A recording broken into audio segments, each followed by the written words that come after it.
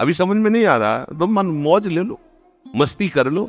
भगवान याद दिला रहे, दुख यो नया, किसी भी प्रकृति जन्य अगर मुक्त होना है दुखों से, प्रकृति जन्य संयोग जन्य सुखों को मत भोगो, मत स्वीकार करो, तो तुम्हें कभी दुख भोगना नहीं पड़ेगा, पक्का।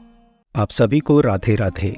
आप वीडियो के इस भाग को स्किप करके भी श्री गुरु जी का प्रवचन सुन सकते हैं। आज के इस प्रवचन में श्री गुरु जी ने मनुष्य के कर्म फल के बारे में बताया है कि कर्म इतना बलवान होता है कि आप इस जन्म में चाहे कितने भी अच्छे कर्म क्यों ना कर लें, लेकिन पिछले जन्म में आपने जो भी बुरे कर्म किए हैं उसका फल आपको भोगना ही पड़ेगा। और इन बुरे कर्मों के भयानक फल से बचने का एकमात्र मार्ग भी श्री गुरु जी ने बताया है। तो ध्यान से सुने श्री गुरु जी के इस प्रवचन को और पुण्य के भागी बने।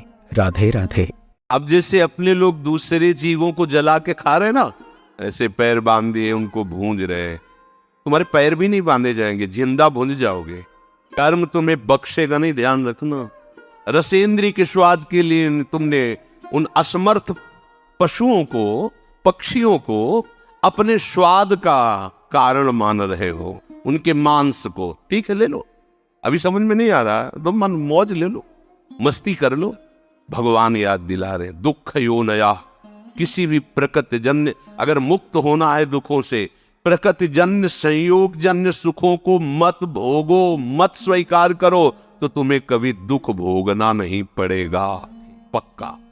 जब आप किसी वस्तु के भोगने की भावना करते हैं तो उसका अभाव प्रतीत होता है।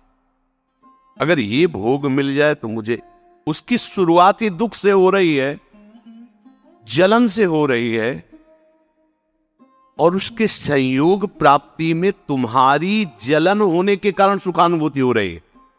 उसमें सुख नहीं है, तुमने कामना किया है, तुम उसके लिए व्याकुल हुए हो, संकल्प बनाया, इसलिए तुम्हें सुखानुभूति हो रही है, नहीं उसमें सुख। ध्यान रखना, वो भास ऐसा ही रहा है जैसे स्वप्न में, जागृत में ठीक वैसे ही भ्रम है। अगर तुम्हें उस सुखद वस्तु का भाव न बने कि ये सुखद है, तो आपको कभी भी दुख नहीं मिल सकता। पर हम पहले किसी भी वस्तु, आज पूरा प्राणी समुदाय चेष्टा केवल सुख के लिए कर रहा है, केवल सुख के लिए, परिणाम सबको दुख मिल रहा है। जो प्रभु की तरफ चले वो धीरे धीरे दुख से निवृत्त होते हुए परम सुख की तरफ जा रहे हैं। भले आज शरीर दंड भोग रहा है पीछे के कर्म का, लेकिन आगे प्रकाश है, क्योंकि भगवत मार्ग में चल रहा है।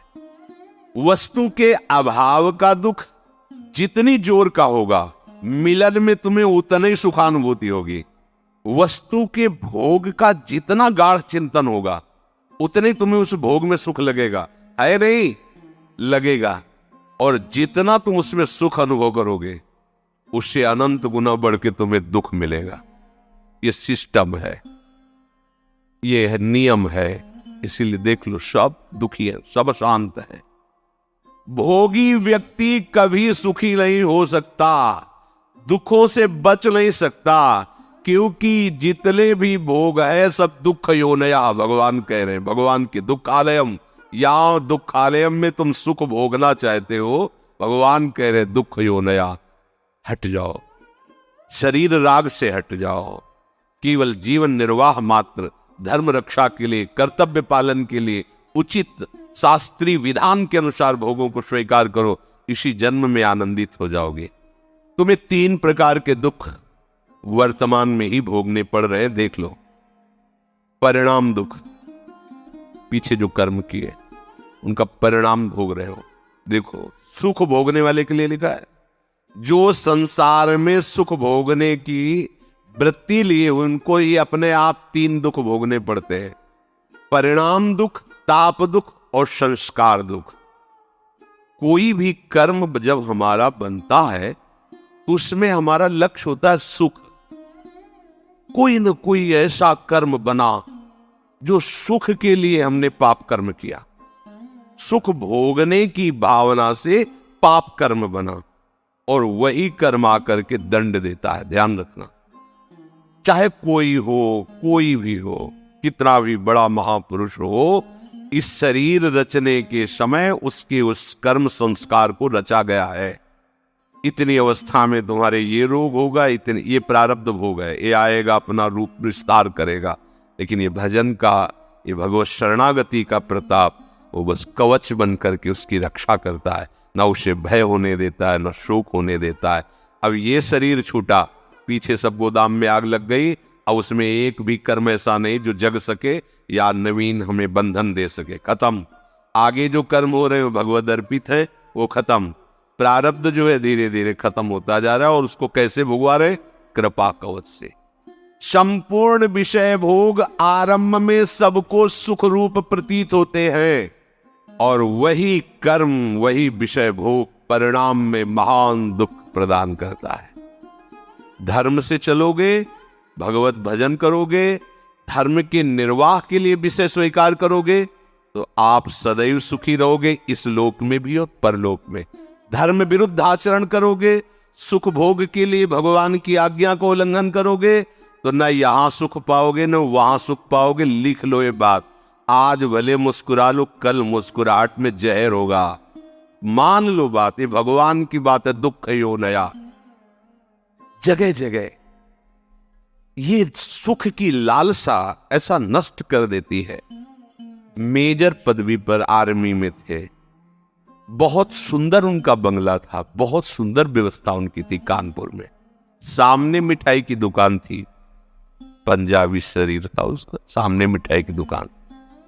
अब वो आर्मी के तो 4-4, 5-5 महीने बॉर्डर में ही लगे हुए हैं, तो उसका उससे मित्रता हो गई मिठाई वाले की दुकान से।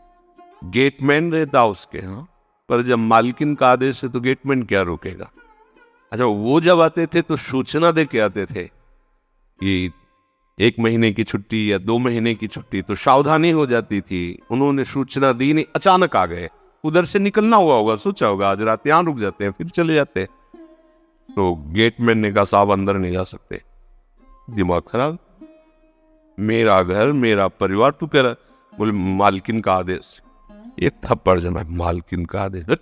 अब गेटमैन की कितनी ताकत, जैसा सिखाया गया था वैसा।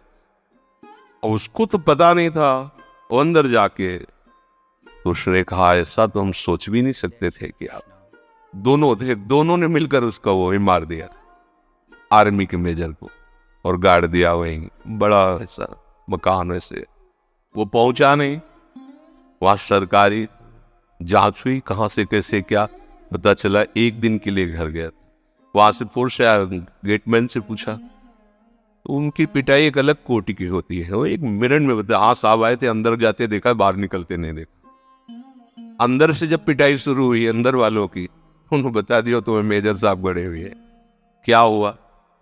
भयंकर, तीनों को कष्ट। एक को पत्नी के राग में मृत्यु दंड मिला, मार दिया ना दोनों ने मिलकर, और दोनों को ऐसे सरकारी आदमी के मारने के लिए उनको दोनों को सजा मिली। क्या सुख, दुख ही होना यह है। और ये कार्य कैसे हुआ था? सुख भोगने के लिए। जितना भी आप धर्म रहित आचरण करेंगे कहीं भी त्रिकाल में, ये तो ब्याज हुआ उस कर्म का। परिणाम जो आएगा वो तो आगे मिलेगा। बड़ी जेल है नरक, ये छोटी जेल है यहाँ की। यहाँ जो डंडा चलते, फांसी मिलती या और जो भी कष्ट, ये ऐसा मान लो कि ब्याज मिलता है, और मूल हिसाब तो आपको बड़ी नरक में मिलेगा, जो यमराज के दरबार की, यहाँ के जेलर यमराज है, वहां जो मिलता है वहां ऐसा नहीं होता कि 10-5 कोड़े मार दो या 10-5 साल की जेल दे दो। एक एक कष्ट को कल्प कल्प तक भोगने के लिए दंड दे दिया जाता है। अब जीव है, वहां मरना तो है नहीं, यातना देह में पड़ा भोगता रहता है। दुख यो नया भगवान की वचन है, इसलिए ये परिणाम दुख है। धर्म विरुद्ध आचरण, भागवतिक आदेश के विरुद्ध आचरण करोगे, कभी भी कहीं भी सुखी नहीं हो सकते, चाहे जितना दान पुण्य कर लो। दान पुण्य एक अलग कर्म हो गया, और वो पाप कर्म एक अलग कर। अगर कट सकता है तो एक ही काट सकते हैं, वो केवल भगवान है। आपने श्री गुरु जी का ये सुंदर प्रवचन सुना। आशा है आपको इस प्रवचन को सुनकर बहुत आनंद मिला होगा, और आपको इस प्रवचन से जरूर कोई अच्छी बात भी सीखने को मिली होगी। आप चाहें तो इस प्रवचन से हुए अनुभव को हमारे परिवार के साथ साझा कर सकते हैं, और राधे राधे लिखना मत भूलना। हम सबको श्री गुरु जी के मुखारविंद से इसी तरह ज्ञान मिलता रहे। राधा कृष्ण से यही कामना है। आप सबको राधे राधे।